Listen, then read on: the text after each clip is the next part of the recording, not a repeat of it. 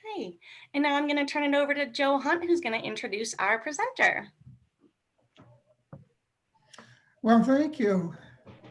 Welcome to Northeastern at Noon, where today's topic will relate to finding a cure for Alzheimer's disease. And I think we'll all agree that Alzheimer's is one of the most dreadful of diseases. The person afflicted, while they remain physically present, their persona and very identity slowly drifts away due to a progressive but incurable neurodegeneration. This degeneration is driven by the rapid increase in the formation of two proteins. One of these forms plaques around the brain cells, while the other forms molecular tangles around the cells. While this is well known, the why this occurs is not yet understood. Naturally, there's a great deal of research into this why, since it's necessary to know if we're going to find a cure. And you might be glad to know that some of this research is going on right here at Northeastern. Northeastern's effort is led by Lee Makowski, professor and chair of Northeastern's Department of Bioengineering. His approach is to utilize imaging and signal processing techniques to better understand the molecular basis of living systems, and of course, in this case, as they relate to Alzheimer's. During his career, he has held a variety of top positions, such as senior scientist or program director in leading research organizations, both academic and government. He's the author of over 100 scientific research papers and an acknowledged expert on innovative analyses of biophysical data with a focus on X-ray and neutron scattering and X-ray imaging. So with that, let's begin our presentation, and I turn it over to Professor Makowski. Joe, thank you very much. Could you just confirm that you can hear me? We can hear you. Great. All right. I just wanted to, actually, Joe has carried out, pretty much the first half dozen slides that I have, but I'll just slip through them quickly so that you can learn a little bit more about me. Let's see what we've got here. Come on. Okay. Yeah, I got my bachelor's in physics at Brown and my PhD in electrical engineering across the river. I've been 10 years at Northeastern now. Before that, I spent 10 years at Argon National Lab, where I was a biosciences division director. When I came to Northeastern, I was originally appointed in the electrical and computer engineering department as my primary appointment, with a secondary in chemistry and chemical biology. 3 years later, when they formed the bioengineering department, they brought me over from ECE into bioengineering to be the first chair of bioengineering. And that's taken a fair amount of my time over the last 7 years. The department started, I was the first employee of the department 7 years ago. And we built up to about 25 tenured or tenure track faculty plus teaching faculty. We've gone through the development of a bachelor's program, a master's program, and a PhD. We received our ABET accreditation at the first opportunity, which ended up being actually this summer, because you have to wait until you've graduated your first class before you can get accreditation, before you can apply for accreditation. And we've now got a spectacular faculty of about 25, many still quite young. And we've got 600 undergrads, about 100 master's students, 100 PhD students. So over the last 7 years, it's grown dramatically. That's keeps me busy. I suppose you could say that's my day job, but I think my passion is really more trying to understand about the molecular structures and the molecular processes underlying human disease. Most of you are probably familiar with ISEC, the Interdisciplinary Science and Engineering Complex. I just wanted to show this slide to remind you that most of bioengineering is in fact on the second and third floors of ISEC. And when we open up, when campus gets easy to get to again, and you happen to be in the area, my office is on the second floor. I'm not always there right now, but hopefully within a few months, I'll be back to being on campus more regularly. I've been interested in Alzheimer's disease in particular for quite a long time.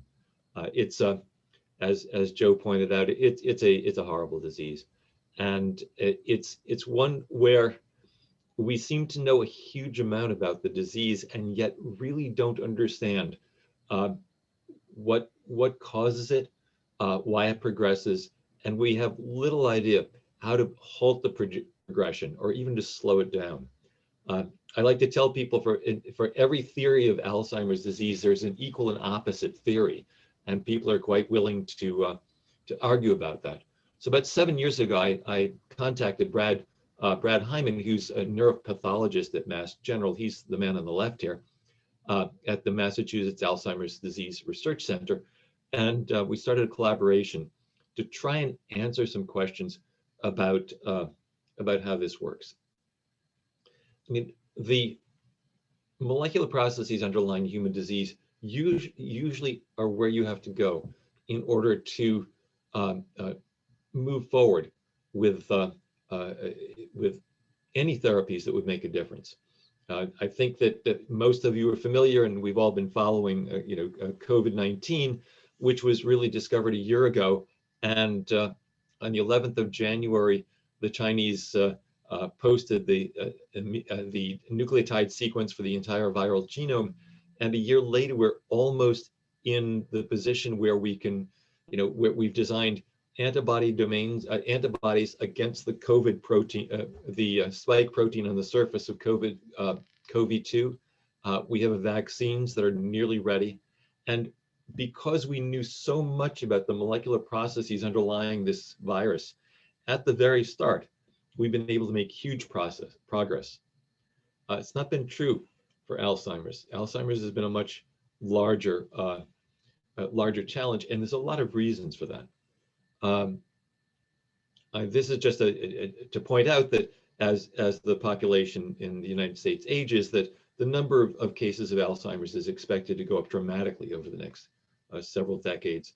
And anything that we can do to slow down that progression so that people can stay functional for longer periods of time would certainly make a huge impact.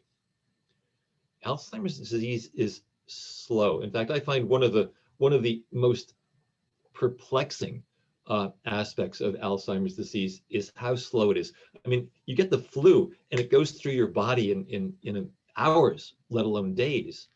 Alzheimer's can slowly progress over a period of decades. There are rapid progression forms of Alzheimer's that happen in months, but for the most part, it's really a very slow progression. Preclinical, there may be the underlying molecular processes that lead to Alzheimer's may start 10, even 20 years before there are symptoms. After a preclinical phase, that Alzheimer works into mild cognitive impairment, which could last, upwards of 5 years. And at that point, the functioning, neural functioning and the ability of the patient to function really begins to deteriorate very quickly. And this can last another few years. And of course, it takes a terrible toll on the patient's family, and on the healthcare systems themselves. It's very difficult to do research on human brains, and it just simply is. Over 100 years ago, Alzheimer, looking at a particular patient who was, I think, in her early 50s, he was a remarkable pathologist, and he was the person who discovered the two types of proteins that Joe mentioned in his introduction, and those are tangles, which Alzheimer drew in this upper drawing here, and plaques, which he also drew in the, I may have it mixed up actually, plaques in the upper and the tangles in the bottom. And what he didn't know at the time was that the tangles are made up of a protein called tau, which is known for binding to microtubules, which are part of your cytoskeleton of all of your cells, and A beta peptides. And A beta peptides are present outside of the cells, and they make up fibrils that form these plaques that are associated with the death of neurons, the disruption of the connections between neurons, and often lead very slowly and progressively to neurodegeneration. We know both of these proteins are involved because neurofibrillary tangles, if you find a patient with a mutation in the tau gene, that is often associated with the development of either Alzheimer's or one of the other neurodegenerative diseases like frontotemporal dementia or progressive supranuclear palsy. There are a number of mutations in genes involved in the producing the A beta peptides that form plaques that that are also involved in triggering early onset Alzheimer's. For instance, Down syndrome causes a duplication of the chromosome that keeps the that codes for the amyloid precursor protein from which is derived the A beta peptides, and the overproduction of those proteins usually leads to early onset Alzheimer's in the cases of Down's patients. What Alzheimer also did not understand early on was the progression of neurodegeneration and of these plaques and tangles during the development of the disease. Over a course of years to decades, the A beta plaques slowly work their way through the brain to invade more and more of the neural tissue. In parallel with that, the neurofibrillary tangles also tend to progress, although the pattern of progression of the plaques and the tangles are not always in sync, and the tangles seem to be more closely correlated with the occurrence of neuronal death. But we still are not sure about the causality. In spite of all of these correlations, we still don't know if plaques and tangles cause Alzheimer's, or maybe they're just collateral damage from some other process which is leading to the death of neurons. That's how little we really understand about the fundamentals. And you'll find scientists who will argue in any in any of the above possibilities. If you look at the progression of the disease over years, the amyloid A beta accumulation usually precedes synaptic dysfunction and the production of tangles. And all of those then precede the slow deterioration of brain structure and tends to be the shrinkage of brain tissue, loss of cognitive function, and eventually loss of other clinical functions. Recent therapies really have not come up to the promise of no expectations, but there's a lot of reasons for that. Most of the medications that are on the market tend to be to try and support neuronal function, but not really a cure or even a slowing in the neurodegenerative processes of Alzheimer's.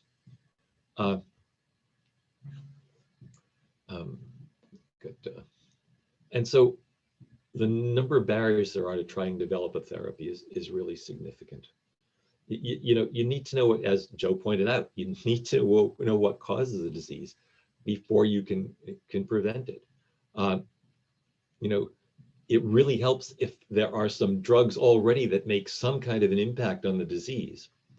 And you've got to have some way of knowing whether or not your drug worked. Think about this. You've got a disease which is very heterogeneous. Some people will progress very rapidly, and others can take 10 or 20 years to progress. And now you've got a potential therapy. You want to give it to a patient and find out, okay, is it working or not? How do you figure that out? You don't know how quick this patient would progress without the therapy. You add the therapy, you still don't know how to make it work. How do you actually track the success of therapies? We're getting to the point where there may be some ways of imaging plaques and tangles in the living brain. We're working on that and experimentally, not in the clinic yet, but certainly in experimental laboratories, there had been some ability to measure the positions of plaques and tangles in the brain. But even then, if you've got the progression of plaques and tangles happening very, very slowly, it's hard to know when you don't have a therapy that works. Okay, what's my, okay. All right, we've already been there. One of the most often tried therapies were antibodies against the A beta peptides. If A beta is in fact a causative agent, then by adding antibodies, we ought to be able to somehow slow down whatever the neurotoxic processes are. But that hasn't worked. That's failed in large trials run by major pharmaceuticals. There is an enzyme called BASE, which is required to make the peptides. Inhibiting that ought to lower the overall burden of peptides, which ought to lower the amount of amyloid in the brain. But generally, those BASE inhibitors have been accompanied by really bad side effects and generally made the patients worse. So they've again failed dramatically. There's a lot of other A beta directed therapies that are still in clinical trials, and they're trying them earlier and earlier in the asymptomatic phases. And yet it's so hard to judge whether or not a drug in those stages is successful that we really need new concepts in order to move forward. So one of the things that we'll have to check is whether or not tangles and plaques really are the cause. And that was what Alzheimer thought. And for the most part, people until the last 10 or 20 years felt the same way. But with no success in the development of new therapies, people are attempting to make new theories for how things work. One of the things that we've been following up at Northeastern in my lab and in collaboration with Mass General, I'm going to go past that, is that there may be multiple flavors of tangles and multiple flavors of plaques, and that the A beta fibrils and the plaques and the tangles may in some cases be neurotoxic, in other cases not be neurotoxic. And if that were the case, if there were different strains of these different filaments, then that might explain a lot of our problems in trying to make correlations between the presence of the A beta peptides and disease, and also help to explain the really broad variety of subtypes of Alzheimer's that we're seeing. So we know that Alzheimer's disease progresses slowly. I'm not sure I understand why it progresses slowly, but it's clearly it does. Even the rapidly progressing Alzheimer's could take a year, and compared to flu, of course, that's really very slow. It's highly heterogeneous. It'll look different in different patients. We know that A beta fibrils do come in different structures, and this is the same peptides. They just arrange themselves differently and form fibrils, and they can arrange themselves differently and form fibrils again. And there are a fair amount of observations now that suggest that one type of fibril is associated with one subtype of Alzheimer's, and a different type of fibril is associated with another subtype of Alzheimer's. We don't know if different fibrils cause different subtypes of Alzheimer's, or maybe different subtypes of Alzheimer's cause different fibrils to form, but you've got to start somewhere. So under the assumption that different fibrils in fact may be causative elements for different types of Alzheimer's, you can then ask the question, how can two different fibrils that look more or less the same until you really magnify down to the atomic level, how could one of them be neurotoxic and one of them not be neurotoxic? It's a hard question to answer. But we don't know what triggers the start of disease. We don't really know what the toxic species are. They might be the A beta peptides, the tau, the large fibrils, some aggregates in between. It could be something else. And we don't know how different fibril polymorphs result in different symptomologies. So what we want to do is to dig down deep enough to understand some of the processes in order to find a new strategy for designing therapies. So I want to talk a little bit about these fibrils, really at the molecular level. If you are a neuropathologist and you make a slide of human brain tissue on the left, this is from an Alzheimer's patient. Each of these brown spots are stains that have accumulated where the plaques are. And each of these plaques are made of fibrous elements that have something called a 4.7 angstrom. You've got a cross beta structure with the peptides zigzagging along the fibril axis with a spacing of about 4.7 angstroms. And 4.7 angstroms isn't important in the greater picture, but it's a roadmap marker that I'll be using in the future. So I just want to tell you that this is a 4.7 angstroms is important because these fibrils look a little bit like diffraction gratings with structure that repeats every 4.7 angstroms. Tau filaments, same thing. They also have a cross beta structure with a 4.7 angstrom repeat. Is that a coincidence? You've got two different fibrils that are involved in a neurodegenerative disease, and they both have the same basic atomic structure, even though chemically A beta and tau are really quite differently. I mean, they're both proteins, but as proteins, they're very, very different. So one clue is that A beta fibrils come in different structures. And maybe we can use that to think about how can different structures produce different disease. Well, a lot of people have looked into this, and it does appear that there's a fairly good relationship between different polymorphs of these fibrils and different subtypes of the disease. And from this, at the very least, we can conclude that the different forms of fibrils don't just form randomly, that they must have, either the disease is forming all of one type of fibril or all of one type of fibril is forming all of one type of disease.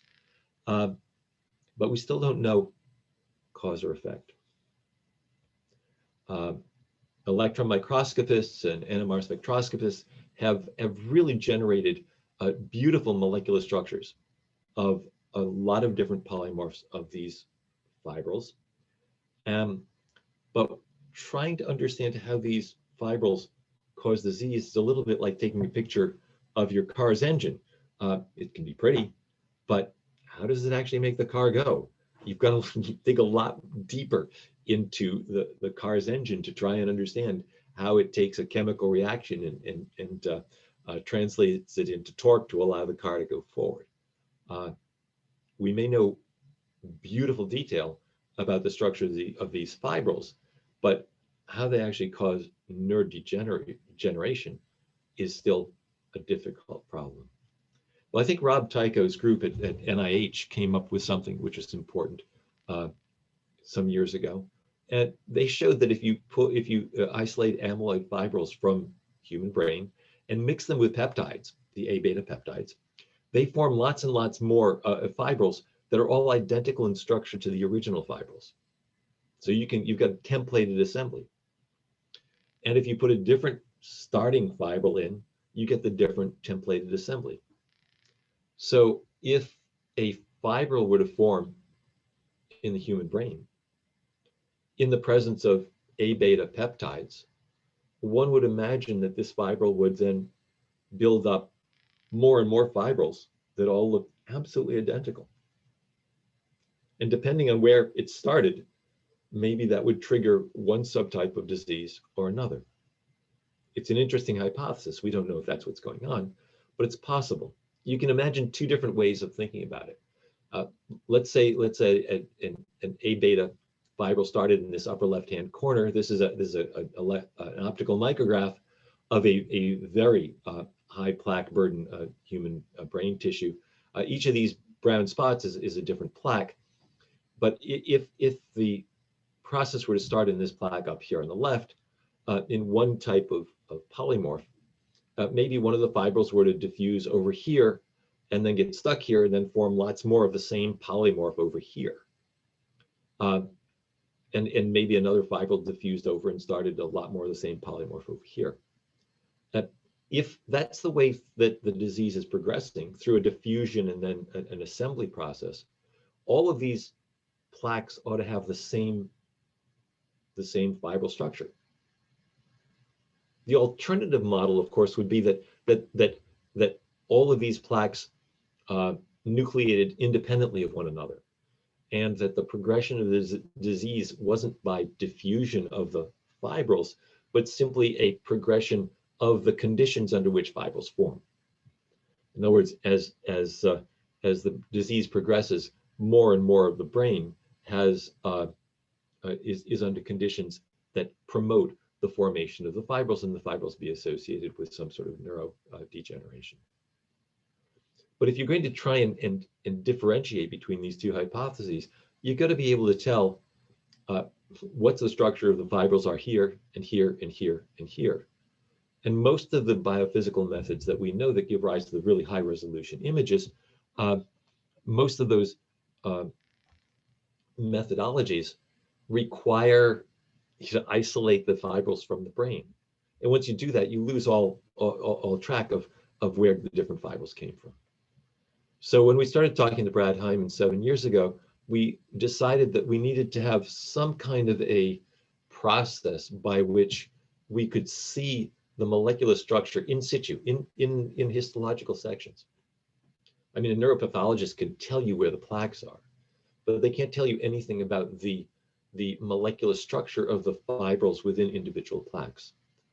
And so what we chose to do was to use X-ray scattering in situ to collect this information. It's not as high a resolution as you would get from cryo-electron microscopy or NMR spectroscopy, but it's applicable in situ. And that's the distinguishing element. And that's what we're really focusing on in the group in Northeastern. Unfortunately, X-ray scattering from brain tissue, as you might guess, has some challenges. The first thing is you've got to get some brain tissue. Well, it turns out that Mass General Hospital and the Massachusetts Alzheimer's Disease Research Center has a brain bank. You can't exactly go to the brain bank and take out a withdrawal. What you can do, though, is you can make an application to them and provide a scientific justification for utilizing tissue from one of their brains. And if you need tissue from a subject that has a particular clinical background, they're able to look it up and to prepare the samples for you, and they can ship it all over the world to researchers, and they do. They're a huge resource for brain research all over the world. Also, as you'll see in one of the examples I use in a few minutes, you can also work with this group to become a patient. One of the things that they want to do is to watch the progression of the disease. And so they try to sign up patients before there's any indication of neurodegeneration or dementia, so that they can follow in parallel with the patients that they have to perhaps detect the early signs of dementia and move forward. And for those patients that they work with that never develop dementia, those act as a population of controls that are normal brains. We can't study the brains in the detail we like while the subjects are alive. We can only do that on autopsy. And in all of the work that I'll be providing you later on in the next few minutes are from tissues that were collected by Mass General neuropathologists on autopsy, both from Alzheimer's patients, but also from healthy controls who died of some other thing that had nothing to do with neurodegeneration, but provided them with the control brains that are essentially healthy. So the second challenge of doing X-ray scattering from brain is that, not surprisingly, brains are really heterogeneous at literally every length scale. And that's a problem. And this is on the right here. This is again an optical micrograph of a piece of brain tissue with a huge amount of plaques. All of these dark brown stains are from plaques that have been stained with a particular molecule that binds specifically only to plaques. And in 200 microns square, there's quite a few plaques. Each of the plaques may be about 60 microns across, and each of these 6 images over here are different plaques. And you can see that if you look at a plaque with a high enough resolution optical micrograph, even the plaques are quite heterogeneous. Well, the problem with that is that conventional X-ray beam, which we use for most of our scattering experiments, are several hundred microns across. So if I were to take a conventional X-ray beam and point it at an Alzheimer's plaque, and it was still inside the tissue, most of the X-ray beam would be hitting tissue which is not plaque. And so when I tried to measure the scattering from the X-ray beam, there'd be more scattering from the tissue than there would be from the plaque, and I wouldn't get any useful information. Luckily, over the last decade, the X-ray physicists have become very good at producing microbeams. Beams that are anywhere from 1 to 5 microns in diameter. Just to remind you, 5 microns is about 1/5000th of an inch. So these are really tiny X-ray beams. But we can start looking at the structure of plaques with a tiny X-ray beam, microbeam, and we can scan our plaque past the microbeam and literally map the different structural information about the fibrils in different parts of the plaque.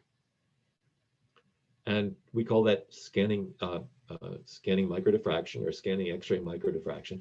And what happens is that we have let's say a histological thin section here with a microbeam here hitting it. It's not like what your dentist does in terms of X-rays. The dentist, it's a shadowgram, right? It's a very broad beam of X-rays, and they measure essentially X-ray absorption that goes through your tooth or your broken arm or whatever. In this case, the scattering that we get is not the stuff that goes straight through the sample, but the stuff that gets diffracted away. As I said before, these amyloid fibrils are like diffraction gratings, that have a 4.7 angstrom repeat. And if we put X-rays through the diffraction gratings, the X-rays don't continue to go straight. Some of them, a small percentage of them, get diffracted at a particular angle that gives rise to easily detected reflections that tell us whether or not there are these 4.7 angstrom diffraction gratings in our samples. And if we scan our sample past this X-ray beam, we can collect lots and lots of data to tell us where the plaques are, where the tangles are, and whether or not there are differences in the structures of the plaques and tangles in the different parts of the tissue. To do this, you need an X-ray microbeam, and there just are not very many places on the Earth that can produce high-intense microbeams that will be adequate with these experiments. Maybe 6 places, two in this country. The one I'll talk about is at Argon National Lab, which, as I said this earlier, I worked at for 10 years prior to coming to Northeastern. It's about 25 miles outside of Chicago. And if you look at it from the air, you'll see a circular building down here. My old office was about here. And this circular building is the advanced photon source. It's one of the most intense continuous sources of X-rays on Earth. It's about 1 kilometer in circumference. And the X-rays are produced by an electron ring, which is accelerated by by a set of magnets. And every time you accelerate an electron beam, you produce an X-ray. And so there are many ports here that collect the X-rays produced by the electron ring and use those X-rays for the study of molecular structures. If you go into this building, onto the experimental floor, which is what you see here, over on the right, you can see a lot of the generators that go to maintaining the electron beam, which is on the far side of a shield wall. The shield wall is to keep the radiation in, and then the shield wall has small holes in it for the X-rays to get through. And if you can look over here, there's a small pipe here. This is a vacuum pipe. Which is used to transport the X-rays from the electron beam into this lead-lined room. And all the experiments are done in lead-lined rooms because the X-rays are very, very intense. And you can't be in there when there are X-rays in there. In fact, these blue sliding doors here are interlocked. They cannot close they cannot open when the X-rays are on. And if they're open, the X-rays can't be turned on. So all of the experiments inside these hutches have to be carried out by students or staff scientists that are sitting outside. So you can see a couple of students here at a computer controlling an experiment which is going on inside this hutch. And I think that the students give you an idea of the scale of the operation. There's another synchrotron at Brookhaven National Lab that we utilize, and if you ever get a chance to visit one of these synchrotron sources, they're some of the premier scientific facilities on Earth, and they produce a gigantic amount of biology, physics, material science, and chemistry. They are remarkable places to work at. But the question is, what does it look like when you go inside one of these hutches? And of course, since everything inside has to be controlled remotely, they're complicated. So this is Bielroig Solvas, the PhD student in electrical and computer engineering, by the way, Joe.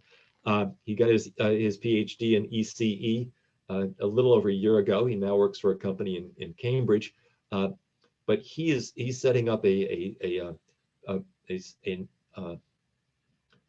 small piece of brain tissue on an X-ray camera. This black box here is an X-ray detector that will collect all of the scattering that comes off of the brain tissue. And the X-rays are coming from over on the other side of this wall. You look at this closely, and there's a small piece of brain tissue here being supported on this goniometer. And this is important because remember, we're going to want to take this brain tissue and move it 5 microns, get another diffraction pattern, move it another 5 microns, get another diffraction pattern, move it another 5 microns, get another diffraction pattern, and then just keep going until we've collected thousands of diffraction patterns in order to reconstruct what's going on in a very small piece of brain tissue. The way we control this is through this optical microscope. And this optical microscope is remarkable. It's got a prism here so that a video camera here can look through it. And it's got a hole drilled down the optical axis of the microscope so that X-rays can come straight down the optical microscope to hit precisely the place where the microscope is focused. And then the X-rays scatter on this side of the tissue and collected by a detector, which is off to the left. So you've got this kilometer circumference machine, which is designed specifically for studying something which is microns or at most millimeters in size. It's a remarkable concentration of technology in order to make these experiments work at all. And on a good day, what you see is a sort of a noisy pattern that looks like this. This is a detector image from the X-ray camera you just saw, and it's got one sharp ring. And that sharp ring is at the angle you would expect, the angle of scattering you would expect for 4.7 angstroms. And after doing some background subtraction, this is the kind of data that we're looking at. Much ado over nothing, and a lot of X-ray crystallographers would tell you, boy, that looks really pretty bad, Makowski. What are you doing? Can't you just throw that in the garbage can and get some good data? And the answer is, that's why I've got a PhD in electrical engineering. We can take signal to noise and on a good day, extract some interesting signal and hopefully some interesting information. But this is the kind of technology that's required to get the kinds of information that we're trying. This just gives you an idea of what we can do. This is the top is an optical micrograph of a stained tissue. So this is stained. I think you've seen this micrograph before. And all of the dark here is where a stain specific for amyloid has created. And if we take lots and lots of diffraction patterns from this specific place, and then map the intensity of that 4.7 angstrom reflection, we see the most intense scattering for 4.7 in these yellow regions, which correspond precisely to where the stain tells us that the amyloid actually is. By the way, this one heat map here, this one color image on the bottom right here, it corresponds to 2,500 diffraction patterns. Okay, it's taken by automatic moving of the sample and about 1 second exposure for each diffraction pattern. There's 3,600 seconds in an hour, so it takes you about 40 minutes to collect the 2,500 diffraction patterns here. Just as a comparator, my PhD thesis was based on something like 10 to 15 diffraction patterns. That would take us all of maybe half a minute on the current technology. So the amount of data that we have to deal with in order to try and dig information out of this kinds of samples are very spectacular. Here's another mapping of a different piece of tissue. This one's interesting in that it's got a small blood vessel here. That's in the blue, and the blue indicates that it was essentially no 4.7 angstrom scattering. And then right adjacent to the blood vessel, there are two or three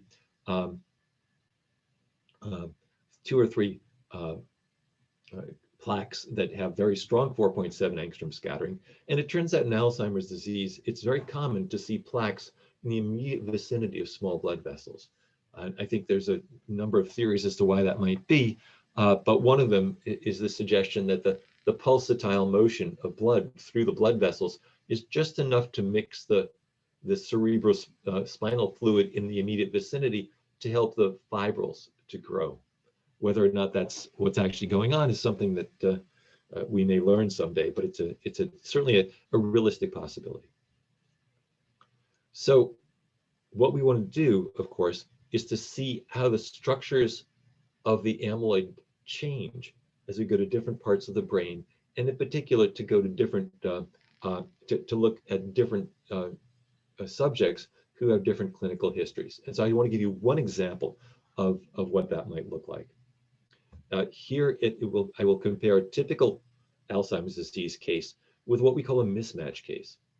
This mismatch case, this particular subject was a 93-year-old woman who never had any signs of dementia. She had her wits about her until she died at the age of 93 of something completely unrelated to her brain. And because she was one of the long-term study subjects working with Mass General Hospital, they were able to do an autopsy, and her brain tissue was provided as a way of, okay, what's going on? The neuropathologist who examined her after death was astonished because the amount of amyloid plaque she had in her brain was consistent with advanced Alzheimer's. Looking at her brain, there was every reason to think that she would have been substantially demented by the time of death, and yet she had no symptoms whatsoever. And the question is, what is different about the amyloid in her brain that her neurons were not dying? Whereas in a typical Alzheimer's case, the neurotoxicity that may be associated with the amyloid is dramatic. What's the difference? Well, sometimes the tiniest detail ends up being important. And we took a look at this 4.7 angstrom scatter that comes off of that diffraction grating, like structure that forms the plaques. And we discovered that the shape of this reflection, this is very different in the mismatch case, and that's the red traces here, compared to the typical Alzheimer's case. And there's a lot of computation involved in this to tell that what the difference is in the level of twist of the fibrils. But in the mismatch case, which this is a histogram of how twisted the amyloid fibrils are. And and of course, since we're taking thousands of diffraction patterns from the amyloid in the mismatch case, we can see that the distribution of twist in the mismatch case is substantially more twisted than the distribution of twist in a typical Alzheimer's case. And by that, what we mean is that literally the fibrils are more highly twisted in the mismatch case than they are in the Alzheimer's case. Is that important? I don't know. We tried to look at the distribution because, of course, some fibrils are twisted more than others. And what we discovered in the Alzheimer's case was that although there were some that were relatively twisted, they tended to not be in the cores of the plaques, that in the center, in the cores of the plaques, the fibrils were really scattering X-rays as though they were really very straight. And only on the edges were they twisted. And although we can't prove that as of yet, although we're doing experiments to try, we wondered if maybe as the fibrils get packed tighter and tighter in the cores of these plaques, that they untwist so they can pack tighter. And in the mismatch case, there are a few examples where it looks like the fibrils are more or less straight, but most of them are highly twisted. And of course, a highly twisted fibril tends not to want to pack close together, whereas a flat fibril, they might be able to pack much closer together. Is that important? I don't know, but it's something to keep in the back of your mind and think about. Is it possible that the straighter fibrils are more neurotoxic? We don't know, but we're going to see if we can figure that out. From these kinds of studies, we can conclude that fibrils in situ, where we can see them in situ, they're polymorphic. Sometimes their tilt and twist are different. And although I didn't go over it today, we can also tell the diameters are much higher in the untwisted fibrils. In the mismatch case, the fibrils are distinctly different from the typical Alzheimer's case, which suggests that difference might be important. The dense plaques are made up of relatively straight, untwisted fibrils that seem to coalesce into larger fibrillar bundles with larger diameter. The diffuse plaques tend to be made of twisted fibrils that haven't coalesced yet into larger structures. Fibrils on the margins of plaques also seem to be twisted and uncoalesced. And all of what we were able to find on the mismatch case suggests that either those fibrils are simply pre-symptomatic. In other words, if she lived to 120 or 130, she would be showing signs of Alzheimer's. Or maybe it's a form of amyloid that's not neurotoxic. Well, we've got a lot of experiments in the future that we've got planned, and that we're working on our next data collection set at Brookhaven National Lab in about a month. We're going to be looking at subjects with different clinical histories, and we're going to look at different parts of the brain from the same subject. We're doing some computational work to test theories of neurotoxicity and indeed whether or not twisted fibrils might be less neurotoxic than straight fibrils.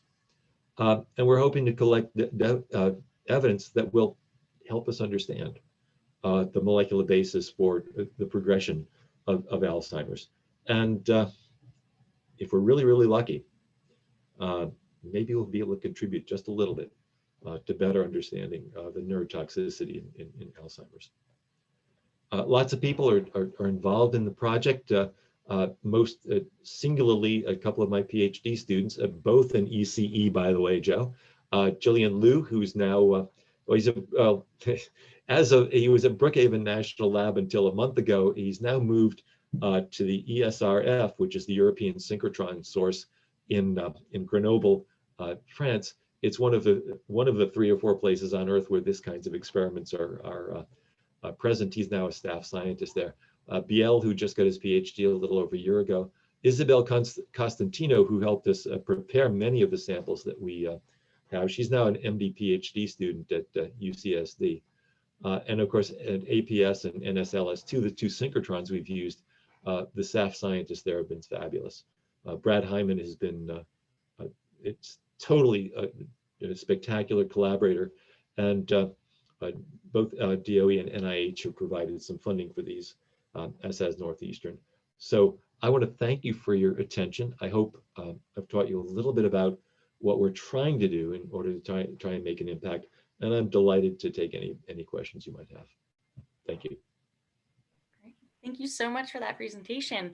Yeah, and we can open up the question and answer portion now. So if you do have any questions, feel free to put them in the chat box, and I will read them out. So first question, how can you tell when someone is in the early stages of Alzheimer's? Are there any tests available for that? Well, there are a lot of tests, and I am no clinician, so I'm certainly not the best person to answer this. But there are standard tests that are given if someone is concerned that they are, that they or a family member notice some sort of a loss of cognitive function. Loss of memory, of course, is probably the most prototypical stereotypical of Alzheimer's disease. There are tests that people do that help make a quantitative determination of cognitive function, and I think, although I don't know much about it, I think that those are the sorts of things you need to do, and then do them 6 months later and see if there's been a change, and go from there. Great. And are there any other factors that contribute to Alzheimer's, such as stroke or diabetes, anything like that? Yes, there's a lot of there's a lot of things that are important. One of the most fascinating, and I skipped this slide just because I was afraid I was going to go over, but I can go back here now. It looks like the rate of Alzheimer's is declining. And one of the most interesting things that people have seen, and this has been, we've thought about this for a long time, but it's been supported by recent studies. Higher educational level is a real neuroprotective. People who are raised in sensory poor areas tend to have a much higher level of Alzheimer's than people that are highly educated, highly involved, highly connected, highly engaged. It looks like higher education level is really important to try and lower your probability of getting Alzheimer's. And as we have higher education levels for the population, we expect the rate of Alzheimer's to slowly go down. But to answer other parts of that question, a decline in stroke certainly makes a difference. There are lots of neurodegenerative diseases, chronic traumatic encephalopathy, sort of the disease that most NFL players and professional boxers get at some point, is really distinct from Alzheimer's. It tends to be mostly tau without much amyloid associated with it. But there are probably commonalities in the way neurodegeneration works in all of these diseases that we still don't know enough about, but certainly by comparing this, there are also similar things that are happening in Parkinson's disease. But again, what the actual linkages are still very poorly defined. But there are of course certain genetic mutations which predispose you to a higher probability of getting Alzheimer's. They don't cause Alzheimer's, but they either increase your probability of Alzheimer's or decrease your probability of Alzheimer's. So is there a treatment path that can allow us to make the fibrils more twisted? I think you had said the more twisted ones. Well, we're not there yet. I have no idea the answer to that. If for instance, 10 years from now or whenever we actually were able to demonstrate that the twisted fibrils are less neurotoxic and that the straight fibrils are, we would then have to think, okay, what do we know about the molecular structures involved that would allow us to disrupt the ones that we've determined are neurotoxic? It's way too soon to tell, but knowing that one is neurotoxic and one is not, if we can get there, that would be a major step up in terms of then being able to go and do some precise molecular design. And what has genetic research shown as to possible prediction as to the development of the disease? So as I mentioned a few times, there are a number of mutations, either in the tau protein or in the proteins involved in the creation of the A beta peptides. If you have mutations in in any of those, it may increase your probability of getting Alzheimer's. The rapidly progressing one, I think there's a mutation involved that triggers that. I'm blanking on what it is, but I don't think we know the trigger for all of the rapidly progressing Alzheimer's diseases cases, but at least in some subset of the rapidly progressing form, we have identified a mutation. I don't remember what it is. I'm blanking on that one. In terms of the rate of progression, there's a huge variation in what that rate is, and for the most part, we don't understand why. And does it make a difference what region of the brain is affected, or is it pretty much universal across the brain? It's very much, it makes a difference, because different parts of your brain actually have different specialities. I'm not great at the anatomy of the brain, but certain parts are where more memories are stored in one place than another, and you can get variations in Alzheimer's which impact one more than another, and so you'll get different clinical presentations. The most typical, of course, is the memory loss, but you can get visual impairment and impairment of other neurological functions as well. Parkinson's is a different disease, of course, but it tends to go after neuromuscular systems. So the part of the brain is very, very important. All right, 2 more questions. So Alzheimer's is the 6th leading cause of death.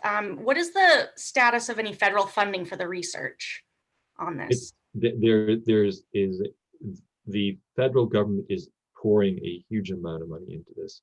They really are. We've got a nice grant to study the sorts of phenomena that I talked about today, but the funding there is very, very good.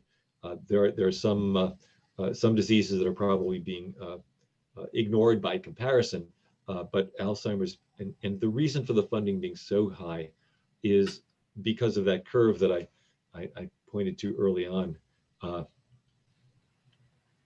The number of cases is going to really skyrocket in our aging population in this country over the next 20 years, and the estimates for how much it's going to cost by 2040 is $1 trillion a year in terms of care, because the care for Alzheimer's patients is just incredibly expensive, and it has to go on for years. Okay, and then this sort of relates back to the point you made that you're seeing a decrease with the higher levels of education. So would that indicate that lifelong learning might help slow development in the general population? Absolutely, absolutely. I thoroughly believe. Of course, I'm horribly biased in terms of education, anyway. But I thoroughly believe that the more active you keep your brain, the lower the probability of your getting Alzheimer's. And I have no idea why that should be. I have wild and crazy ideas that are so wild and crazy, I will not share them with you here, but because for fear that somebody might quote me. But certainly, I think everybody involved in research on Alzheimer's probably closes their eyes and wonders about that, because how could that make a difference? Something interesting is going on that we don't understand, and as I said, the amount of effort going into studies of Alzheimer's and other neurodegenerative diseases is really very significant. There's a lot of research going on. Great. Well, that's another plug to continue turning into our NU at Noon programs. And then the final question. So how can one get involved with the Mgh program? Oh, so that's a good question. Massachusetts Alzheimer's Disease Research Center. I've got the slide here. If you just MADRC, I think you can probably just search MADRC. But if you do that, I believe that you will find there may well be information about how to get involved in their programs. And I'm trying to remember where this other slide came from. It's here somewhere. There we are. Brain autopsy and donation information for people who may be interested. As I said, whether or not someone has Alzheimer's, the availability of experimental tissue for these kinds of studies is extraordinarily valuable. What we were able to learn from this one subject who had no signs of Alzheimer's at time of death is, possibly provided a real hint, a real clue as to how to move forward. So if you're interested in providing a donation rather than a withdrawal, these are people that I would highly recommend you find a way to get in touch with. And I think you can find it on the web quite easily. Perfect. All right, I think those are all the questions that we have for today. So Professor Makowski, I just want to thank you again for this presentation. It was absolutely fabulous. We are taking a break for NU at Noon next week for Thanksgiving. So I hope everyone has a wonderful and safe Thanksgiving, and I'll see everyone in December. All right, well, Ashley and Joe, it was good to chat with you for a few minutes before the start. I wish you the best and happy Thanksgiving to everybody. Thank you.